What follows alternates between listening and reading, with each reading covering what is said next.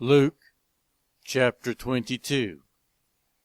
Now the festival of unleavened bread, called the Passover, was approaching, and the chief priests and the teachers of the law were looking for some way to get rid of Jesus, for they were afraid of the people. Then Satan entered Judas, called Iscariot, one of the 12. And Judas went to the chief priests and the officers of the temple guard, and discussed with them how he might betray Jesus. They were delighted, and agreed to give him money. He consented, and watched for an opportunity to hand Jesus over to them when no crowd was present. Then came the day of unleavened bread, on which the Passover lamb had to be sacrificed. Jesus sent Peter and John, saying, "Go and make preparations for us to eat the Passover." "Where do you want us to prepare for it?" they asked. He replied, "As you enter the city, a man carrying a jar of water will meet you. Follow him to the house that he enters, and say to the owner of the house, 'The teacher asks, where is the guest room, where I may eat the Passover with my disciples?' He will show you a large room upstairs, all furnished. Make preparations there." They left and found things just as Jesus had told them, so they prepared the Passover. When the hour came, Jesus and his apostles reclined at the table, and he said to them, "I have eagerly desired to eat this Passover with you before I suffer. For I tell you, I will not eat it again until it finds fulfillment in the kingdom of God." After taking the cup, he gave thanks and said, "Take this and divide it among you. For I tell you that I will not drink again from the fruit of the vine until the kingdom of God comes." And he took bread, and gave thanks and broke it, and gave it to them, saying, "This is my body given for you. Do this in remembrance of me." In the same way, after the supper, he took the cup, saying, "This cup is the new covenant in my blood, which is poured out for you. But the hand of him who is going to betray me is with mine on the table. The Son of Man will go as it has been decreed, but woe to that man who betrays him." They began to question among themselves which of them it might be who would do this.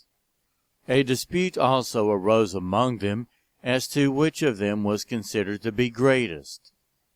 Jesus said to them, "The kings of the Gentiles lord it over them, and those who exercise authority over them call themselves benefactors. But you are not to be like that. Instead, the greatest among you should be like the youngest, and the one who rules like the one who serves. For who is greater, the one who is at the table, or the one who serves? Is it not the one who is at the table? But I am among you as one who serves.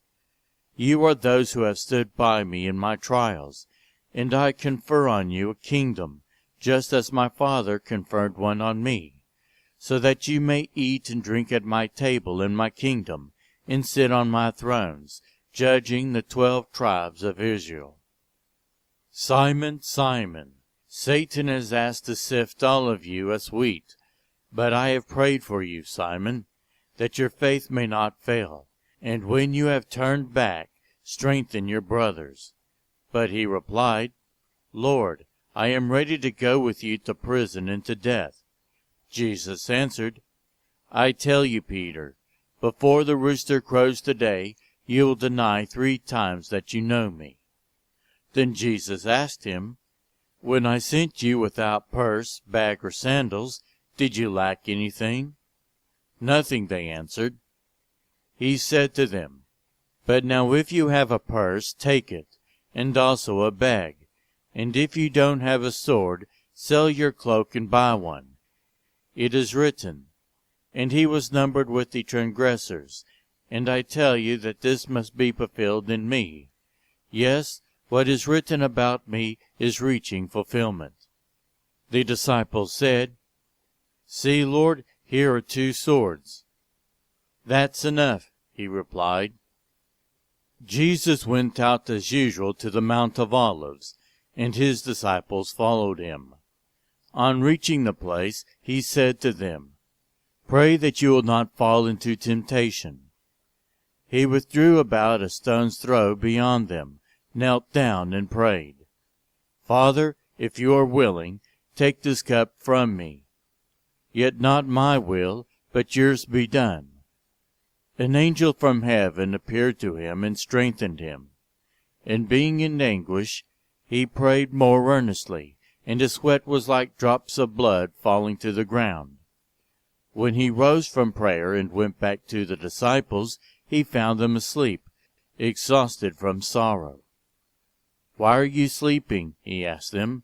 "Get up and pray, so that you will not fall into temptation."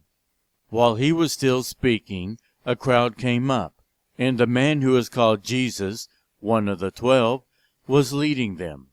He approached Jesus to kiss him, but Jesus asked him, "Judas, are you betraying the Son of Man with a kiss?" When Jesus' followers saw what was going to happen, they said, "Lord, should we strike with our swords?" And one of them struck the servant of the high priest, cutting off his right ear. But Jesus answered, "No more of this." And he touched the man's ear and healed him. Then Jesus said to the chief priests, the officers of the temple guard, and the elders who had come for him, "Am I leading a rebellion, that you have come with swords and clubs? Every day I was with you in the temple courts, and you did not lay a hand on me. But this is your hour, when darkness reigns." Then seizing him, they led him away, and took him into the house of the high priest. Peter followed at a distance. And when some there had kindled a fire in the middle of the courtyard, and had sat down together, Peter sat down with them. A servant girl saw him seated there in the firelight. She looked closely at him, and said, "This man was with him." But he denied it. "Woman, I don't know him," he said. A little later someone else saw him and said, "You also are one of them." "Man, I am not," Peter replied. About an hour later another asserted, "Certainly this fellow was with him, for he is a Galilean." Peter replied, "Man, I don't know what you're talking about." Just as he was speaking, the rooster crowed. The Lord turned and looked straight at Peter. Then Peter remembered the word the Lord had spoken to him. "Before the rooster crows today, you will disown me 3 times. And he went outside and wept bitterly. The men who were guarding Jesus began mocking and beating him. They blindfolded him and demanded, "Prophesy, who hit you?" And they said many other insulting things to him. At daybreak, the council of the elders of the people, both the chief priests and the teachers of the law, met together, and Jesus was led before them. "If you are the Messiah," they said, "tell us." Jesus answered, "If I tell you, you will not believe me, and if I asked you, you would not answer. But from now on, the Son of Man will be seated at the right hand of the mighty God." They all asked, "Are you then the Son of God?" He replied, "You say that I am." Then they said, "Why do we need any more testimony? We have heard it from his own lips."